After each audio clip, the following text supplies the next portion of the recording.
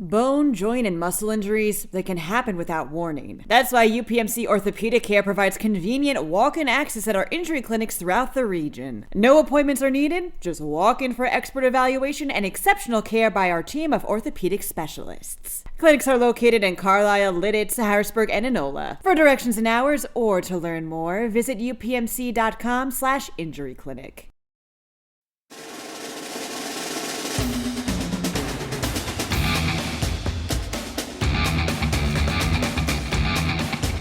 Welcome, everyone, to another exciting edition of the Pennsylvania High School Football Report podcast. I'm Brian Linder. I'm here with Eric Epler, who just hit the smelling salts. He's ready to go. Eric, you ready? Fired up? Yeah, I'm ready, yes. The smelling salts are really, really good. It camouflages itself as Vicks Vapo Rub, which is the greatest invention ever. You should. I'm going to send you some smelling salts in the mail, and I will send you things. I have plenty of things to smell. You don't send me anything. Well, let's not run down the list of things Eric has to smell around his house in this podcast. But anyway, now you know what he sounds like. And Dan Sostek's here as well. Dan, how you doing, buddy? I'm doing all right. Woke up to the apartment being 57 degrees because the power went out. But other than that, pretty good. Like I said, we talked about this in an episode, Eric, and the Epler slept through this episode last week or whatever. Mm-hmm.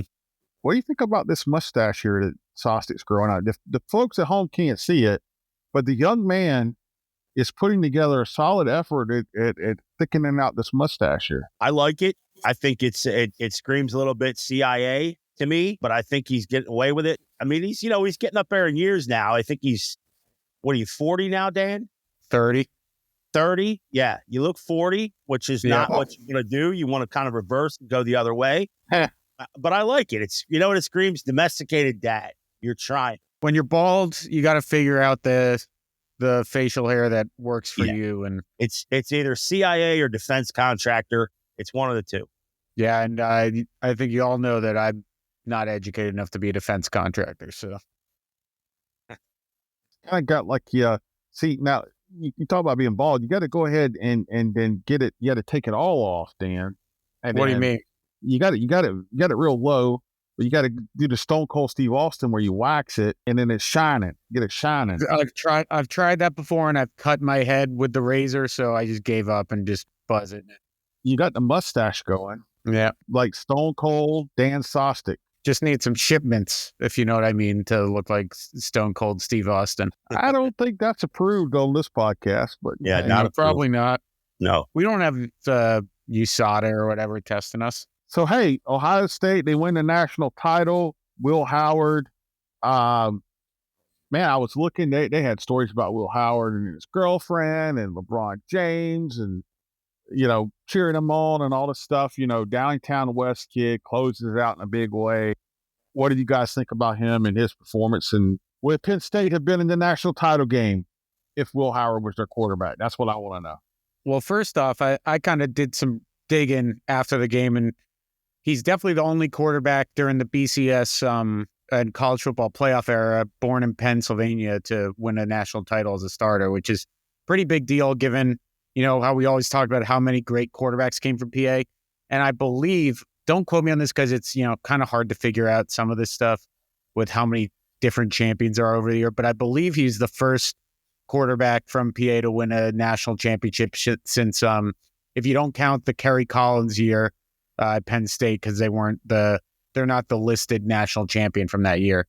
I believe it's since Joe Montana in 1977 with Notre Dame. Pretty awesome accomplishment for Will Howard. He played really well. He got a little nervous at the end, but then he makes the biggest throw of his life to the best receiver in college football. Really weird play call there by Notre Dame, blitzing on a 3rd and 13. Regardless, he makes the tough throw, and I think offensive player of the game. So I think you got to say he won the portal, probably the best portal quarterback he had of this era so far. Yeah, he did a hell of a job. I mean, that throw late was pretty incredible. Call was great. Ryan Day obviously dialing up that one. Well, it wasn't really him, but that was just tremendous. It was a great game. Howard played tremendous. I mean, that's what he drew up when he left K-State to join up and make a little cash at Ohio State and bring him a national title. It all worked out for him. Good for him. D West or Downingtown kid. So Yeah, August 18th, the pick went in for Ohio State to win it all. So that was good for me and good for the Buckeyes. Just leave it there. It's going to be interesting, two guys who played high school football in Pennsylvania, he and then Kyle McCord, who was at Ohio State and transferred to Syracuse. He didn't win a national title, but it worked out for him with the numbers he put up. And now Will Howard, I think they're both probably going to get drafted. Stetson Bennett got drafted. They're both better than Stetson Bennett. So I imagine they get. So would Penn State have gone to the national title game, Dan, with Will Howard? I mean, you have to think so, right? Like, I mean, you do have to also account for Ohio State having some of the best weapons. That's where I think you have to go. If they had Smith, maybe, they're in the national championship. Yeah. I mean, that kid's...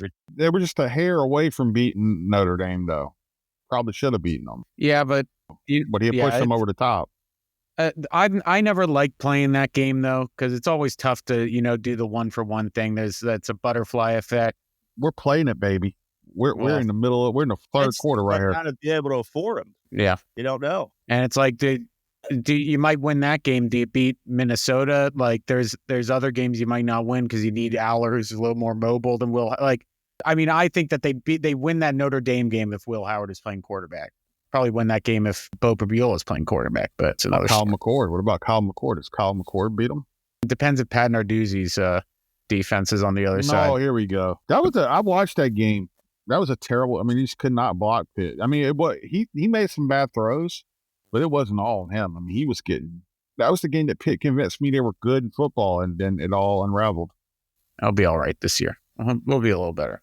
You think? Should be. You got to get a lot of players back. Yeah. Do you see the ACC's doing the weird thing too, where they're proposing the title game be between the second and third place teams?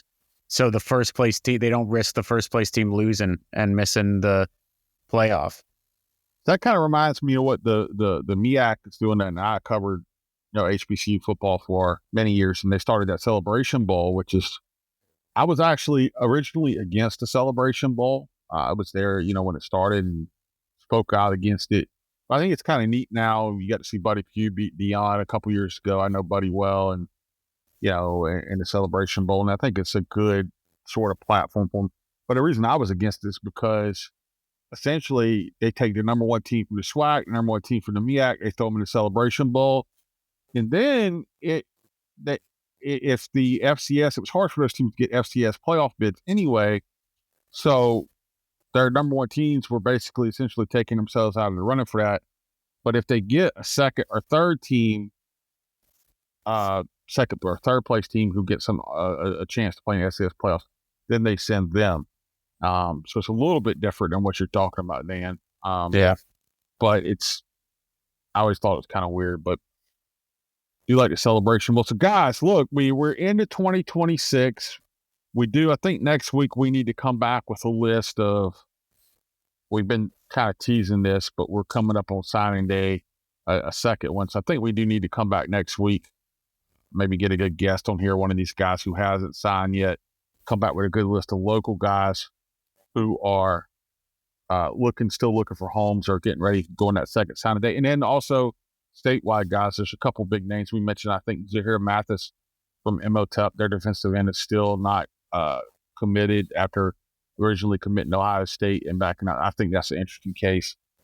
We could look at some of those guys next week, but we talked about it a little bit now that we're in 2025 here, just kind of looking at guys across the state who we are excited about. I think we talked about one last week. We had Elias Koch, the Harrisburg receiver who committed to Rutgers. I think we're all excited about him in terms of being probably one of the best go and get it, what I call a go and get it receiver. We can just kind of throw it up, let him go rebound it. We talked a lot about him.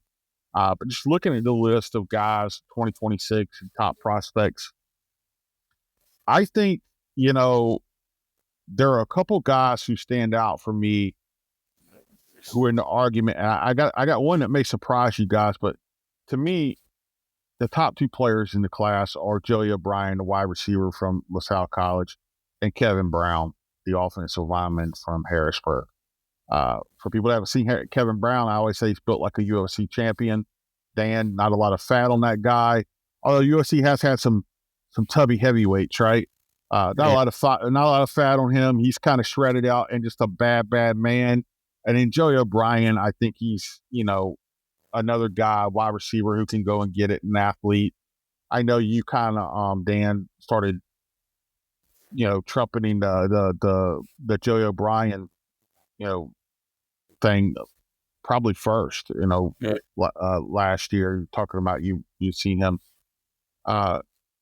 Any guys you think should be in that mix? You guys think should be in that mix, or how do you guys feel about those two guys? Yeah, I mean, I think we're pretty well documented how we feel about Kevin Brown, right? Just has continually gotten better, showing up in big moments, plays both sides of the ball, just so tough and physical. The stuff you hear from people at the next level are really high on him as well. I think he's a guy that, if everything goes right, he's got a real good chance to play on Sundays. And then Joey O'Brien, just obviously really impressive season. Interesting now in the recruiting sites, they're listing him as a safety. I know he was as an athlete for a while, and he had a pretty good year as wide receiver. So that I don't know if that's a new thing that Rivals is doing, but probably they usually have a pretty good idea of where these guys are getting recruited positionally. So those are definitely two big ones. I'm really interested to see what happens with Peyton Falzone. He decommitted from Virginia Tech, I believe, which had many people thinking, Penn State's next Nazareth area player. He just got an offer. I think he's still picking up offers, though. So he's a really good player. And then a guy like Samaj Beals, too, who I don't think he's going to get that high.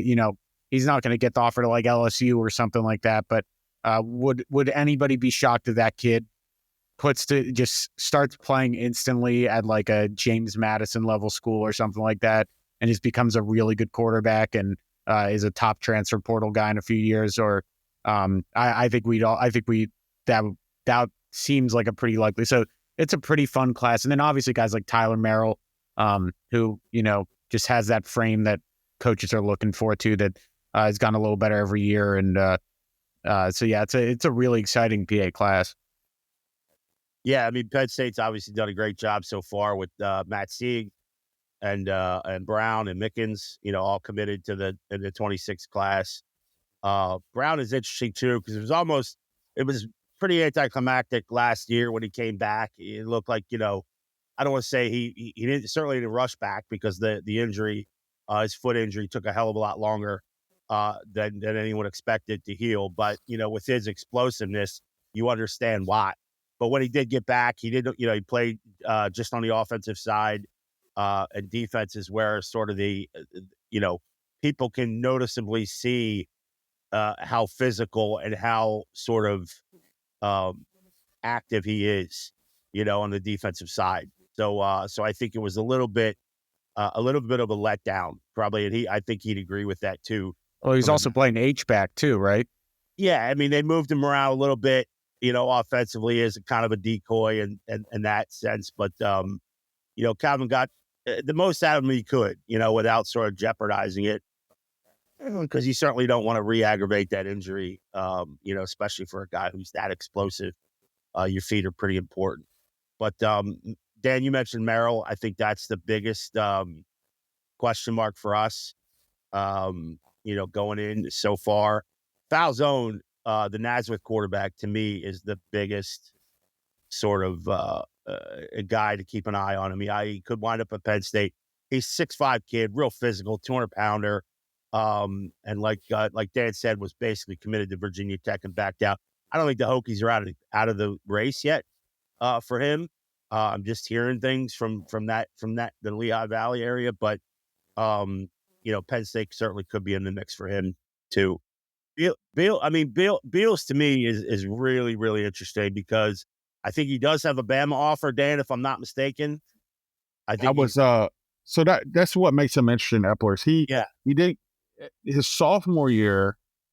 Actually his freshman year going into sophomore year, he did get like Bama and stuff like that, but obviously Saban's gone. He got some big schools then. I don't think he's probably grown quite as much as they thought since then, but I still always said he reminds me a little bit of Bryce Young. He's kind of wiry, got a good arm. He can flip it in there. I think he's a really good quarterback. It wouldn't surprise me, like Dan said, for him to end up like a James Madison. But if he has a really good senior year, you could also, I still think he could end up somewhere pretty big. Yeah. I, And I, I mean, yeah, he really turned him. He really turned into a pocket guy. Like he became a much better passer too. Like I think it's always the allure when you could be a dual threat guy. When you have good size, 6'2", 6'3", and above, and you can be a dual threat. I mean, that's what everyone's looking for now. And I think that leads to what the Bama offer and things like that you mentioned, Brian. But Colorado's on board. Places like that. I think he's got 20 plus offers right now, and it'll be interesting to see where he ends up because he's a hell of a player and he's a great leader too. So and with quarterbacks too, it's all like when you have those offers too, it's one thing, but you do always have to, like, especially with this portal stuff, you kind of have to be smart about where you commit, right? If you want to play early, you probably shouldn't be committing to these big schools because they're always, especially after this Will Howard, Riley Leonard championship game, every big school is going to bring in a Riley Leonard or a Will Howard now because that seems like the method. So if you want to play early, you might want to go to those smaller schools, get those reps early, and then be able to transfer later on in your career. I mean, there's another guy who's ranked below him in Rivals. I think that he's just as good as well as Gavin Sidwar from LaSalle. He was originally committed to Rutgers. Is now picked up. I think he just picked up a Missouri offer. I know Pitt has been pretty heavily involved as well. It's just he's another guy too where it's like these guys have to make choices. Do they want to take the risk that these schools are never going to over recruit them, or do they want to go somewhere where they think they can get on the field early as a quarterback, kind of build up that resume that gets the schools to commit you NIL money, to commit you guaranteed snaps. So I think quarterback is so fascinating from a recruiting aspect at this point. Yeah, Missouri's building a nice little Pennsylvania pipeline if they can get him. Obviously, they got Zoller, who's coming off the big injury, but they got Bo Pavila. And like I said, they just put out Sidlar offer. Peyton Falzoni, however you say his last name, I think he met with James Franklin yesterday. Mm-hmm. So he's at Nazareth. He's interested. There's a kid on this list, though. I'm looking at different top recruits, and I've been watching a lot of his film, and I think he's just an absolute monster. Don't know if you guys know a lot about him personally, and you guys who are listening at home, we're kind of dropping a lot of names here at you. And the overall point of this podcast is to tell you, look, we think these guys are pretty special, and you should probably if you can get a ticket to go watch them play, go watch them play this year. If you just go watch their huddle, go watch their huddle. If you want to see some guys from Pennsylvania, you're talented. But Jackson Samuel Ford, defensive end at Malvern Prep, is 6'4", 230 pounds. He's a freak, dude. I've been watching him. Like 247 has him. I love three name tight ends. They're always a lot of fun. Austin, I think Jenkins. So he plays both ways, but I do think he's going to be a defensive end. Though he plays both ways. He's an animal. Go watch this film. I've been watching. Special. The Interact kids you can always kind of overlook a little bit because you kind of lose track of them during the PIAA season. But Malvern's always putting guys, at the next level. I know people in Pittsburgh have been high on David Davis for a while too. Bone, joint, and muscle injuries, they can happen without warning. That's why UPMC Orthopedic Care provides convenient walk-in access at our injury clinics throughout the region. No appointments are needed, just walk in for expert evaluation and exceptional care by our team of orthopedic specialists. Clinics are located in Carlisle, Lidditz, Harrisburg, and Enola. For directions and hours or to learn more, visit upmc.com/injuryclinic. Real quick though, I would put, for me, it's like 1 and 2, 1A, 1B with Kevin Brown and Joey O'Brien, who I know you said Rivals has him as safety. I still think he could be a receiver the way he tracks the ball and goes and gets it. I just love that about him. But I think Jackson Samuel Ford should be in the top 3 or 4 in the state right now. That's what I'm getting at with him. Go check him out, guys. But David Davis, he's been doing big things since he was at a small school, Amani Christian, which Amani shout out to them. They've done a good job they've had some really talented guys. They just had Deshaun Burnett, right, come through, right, when he had money. Yeah. And he's at Penn State. He was a special player, and David's been there since his whole career. And he's not the biggest guy, but he's got some explosiveness. Not a 2026 guy, but some news just hit the wire for 2025. Ty Salazar just committed to Delaware. Yep. So he come on Penn Zone, and I think he told all of us that he really was considering maybe doing a walk-on, prefer walk-on at Penn State, but Dell, not a bad school to end up at. We've had a lot of guys go to Dell. Him and Jared Porter, both 2025 guys. Yeah. This, just looking at the seniors, and really we're talking about guys who will be seniors next year. Just looking across it, there's some interesting names on the list. Obviously, Deontay Sheffy, Harrisburg. He's a Syracuse commit. Harrisburg will have next year again. Harrisburg guys will have two Penn State commits and Kevin Brown offensive line, running back Messiah Mickens, and you got a running back DB kind of slot guy in Sheffy who's a Syracuse commit, and Elias Koch at Rutgers. So Harrisburg should have skill guys again next year. How about who I assume is Mike McGlinchey's brother? I'm guessing it's his brother at Penn Charter. Tom McGlinchey, listed on Rivals as a top recruit. Doesn't seem like he's quite as big as his brother. Or I'm assuming it's his brother because it's the same school. Could very well be a relative, but it's another guy on this list as well. I've heard good stuff about Peters Township's Reston Lehman as well, linebacker. I know that he was visiting Pitt recently. And then you got, we haven't even mentioned Maurice Barnes, who I think he had a really good season at linebacker for the state champs, McDevitt. I think obviously he has the Notre Dame offer. He's got some other big-time offers. That's another guy that I think will have a bigger year. And, I think he's going to be an impact guy at the next level as well. Yeah, and then so coming back locally, we've been excited. We're here in Harrisburg. For people who don't know, we've been excited about these classes here. We just had one come through, but next year we got some guys. I think Zach Brown is when he was a young guy, like a freshman, he was getting some offers and stuff, and I think he's a kid that could be poised to blow up this year, and maybe get some good attention. Anybody locally, like in the Mid-Penn Conference, Central PA, you guys think is going to blow up? Jarrett Kern is my pick. I think that he's a big-bodied wide receiver. He was getting some interest as a freshman, kind of cooled off a little. Susquehanna Township. Yep, Susquehanna Township. And I think without Lex Cyrus there, I have a feeling he's going to have a huge statistical season this year, which obviously that's not how you get recruited. I don't think these coaches are just sorting on max preps by yards and offering, but he's a big-bodied kid who plays really tough too, which I think is always underrated when you're kind of in these discussions. Is who do you feel like is going to be a gamer? I feel like Jared Kern's going to be a gamer. I don't think he's going to be the fastest wide receiver at the next level, but I think he's just one of those kids that knows how to get open. Knows how to find the soft spots. Could probably play the slot at the next level.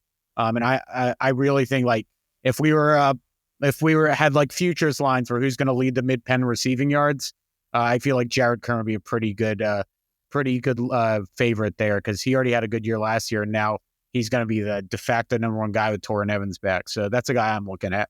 It's interesting. When I look at Jared Kern, I watch him play. I envision him playing slot receiver at a Syracuse or a something like a Bowling Green or Delaware. Penn State, like Julian Edelman. Right. And just absolutely going nuts, going bonkers, because A, if it's in his vicinity, he catches it. B, he's a really good route runner. He understands space. And I think he's going to have, Dan mentioned, projecting a big year for him. I projected a big year for him this year during the 2024 season.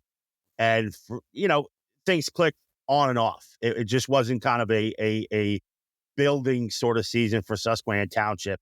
For a couple of reasons, but he's got TD Evans back for another season too, so that's going to be a tremendous 1-2 punch for them. at Susquehanna. So yeah, I agree with Dan. I think it would not surprise me if he's doing really good things in another year or two at a James Madison or a place like that where they know how to utilize the kid. I think one of the more interesting guys to watch in the mid-Penn, just to see how he continues to develop. Steel High defensive end linebacker Angel Luciano. He's gotten some pretty solid offers here. I think he's raw athletically. He's like 6'3", 230 or so. I think they were playing him like at middle linebacker or something Epler at one point. I think because that's where I think they know he's probably going to be more like an edge guy coming off the edge, at defensive end or linebacker at next level. But that's another name for guys who you're just looking for somebody in the central Pennsylvania area. If you're like a Penn fan or whatever to kind of check out, I think he's going to, and Steel High, we know, always seems to find an athlete or two who's worth keeping an eye on too. Yeah. Also, I was just one other guy I wanted to point out too, because we didn't really get a lot of them this year because of injury. Was Deontay Sheffy on Harrisburg, obviously a Syracuse commit, transfers to Harrisburg this year, gets injured early, doesn't really find his footing, kind of falls behind Simon, his name Ayul on the depth chart. I think that the year before at State College, he really started emerging as a really impressive corner. And I think he's going to get more snaps at running back this coming fall with Ewell graduating. But I do wonder if he's also going to, especially with Quincy Brandon graduating as well, if he's going to kind of become one of their, go-to lockdown corners next year and kind of show that side of his game as well. Because he's obviously a highly ranked recruit that, it's always tough when you miss that big junior year, most of your big junior year. So excited to see what he does next year as well. We throw a lot of names out there statewide. We throw some out there just to kind of keep an eye on guys we think could do well in the mid-Penn. But now I wanted to kind of, as we close this thing off, kind of come to a sort of an interesting case. So like we mentioned Harrisburg, they're going to have a lot of talent back. They should still be. Is Deion Lewis, was he a senior or is he coming back? He's a junior, I believe. He's back. So he's coming back. He showed some signs this year. He brought a little spark, and I think there were some ups and downs there. How he develops a quarterback would be big with those athletes around him. We figured the line's probably going to be pretty good because they do a good job there of developing their offensive line, and you already got as good as it gets with Kevin Brown up there to start with as one of your cogs. We think they'll be pretty good, but I think a very interesting case in central Pennsylvania is overall Bishop McDevitt. Now, we mentioned Maurice Barnes coming back. Running back, linebacker, he's got some nice offers. We didn't really talk about Naj Jones-Davis, who's coming back, who really was as big a star as anybody for them down the stretch with the way he ran the football. So you got two good running backs. Jonte Quick's coming back at wide receiver, and I think he's only going to be a junior next year, right? He was a beast for them. Not the biggest guy, but he was a beast for them down the stretch. And then, obviously, you got to replace Stone Saunders. I know they got some young guys who they've been excited about. Let's talk about the case of Bishop McDevitt, which I think is going to have a lot of talent.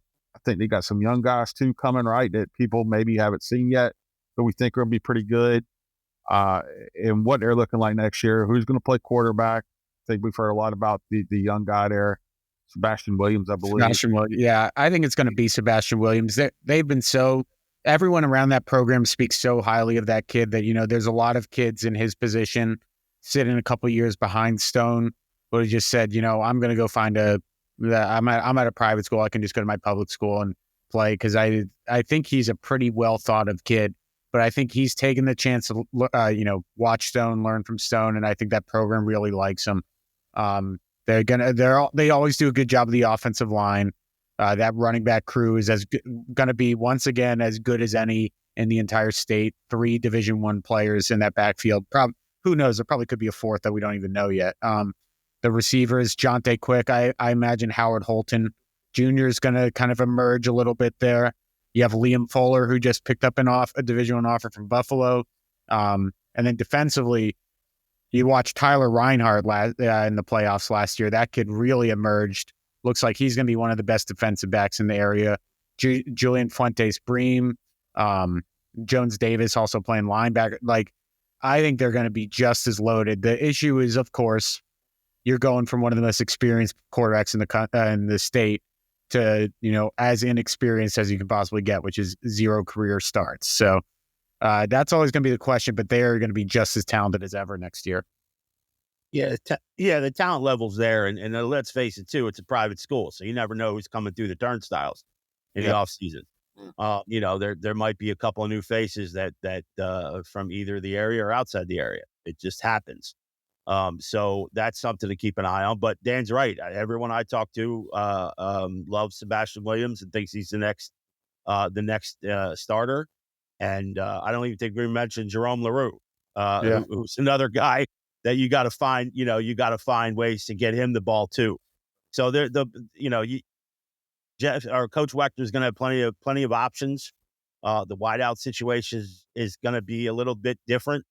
But aside from that, they've got some young linemen that they like, and I think they'll be just fine in their second year in 5A. So yeah, I think the expectations are still going to be through the roof. Are they going to win the state championship? Probably, but we'll see if we get there. But yeah, they've got loads of talent. Yeah, for people that don't know, Jerome LaRue is a good one. Dan did the story of him. He had a college offer before he ever played a high school down. Was a freshman this year. Jones Davis was an all-state running back. Barnes did he make all he I know he made our all-PA, he made Riders all-state team.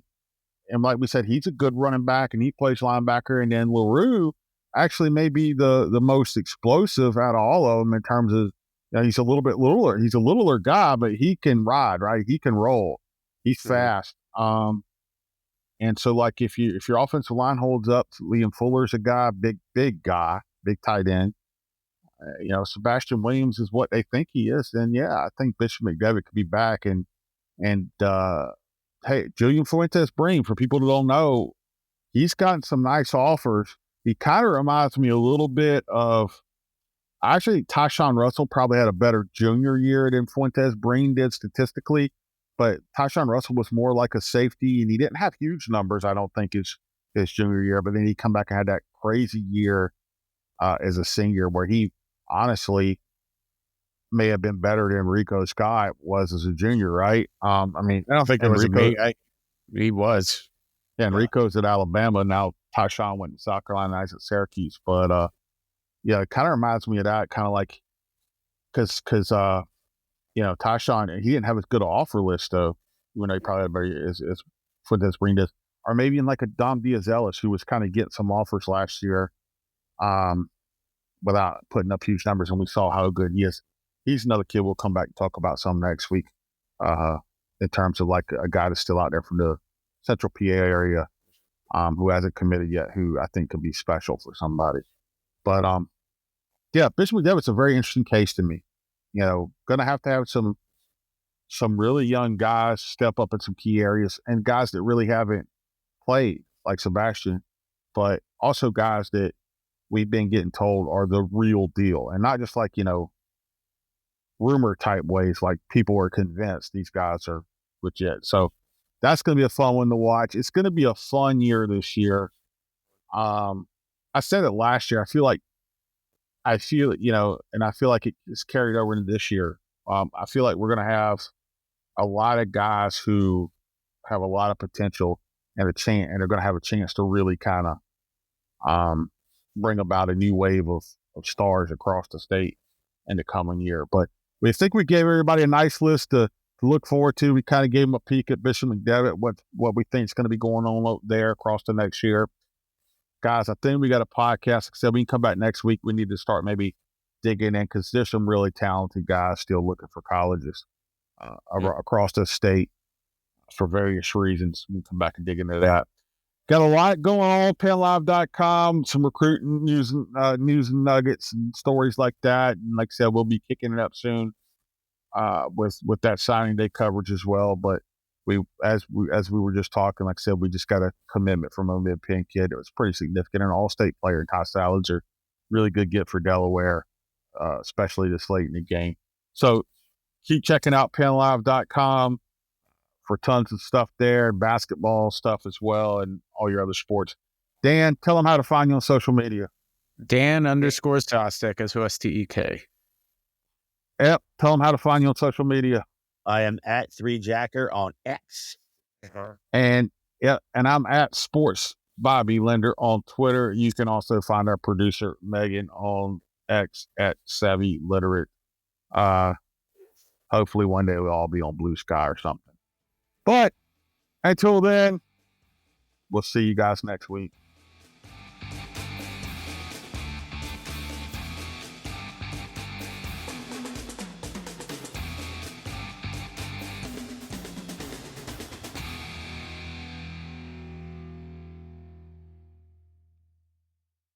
Bone, joint, and muscle injuries, they can happen without warning. That's why UPMC Orthopedic Care provides convenient walk-in access at our injury clinics throughout the region. No appointments are needed, just walk in for expert evaluation and exceptional care by our team of orthopedic specialists. Clinics are located in Carlisle, Lidditz, Harrisburg, and Enola. For directions and hours or to learn more, visit upmc.com/injuryclinic.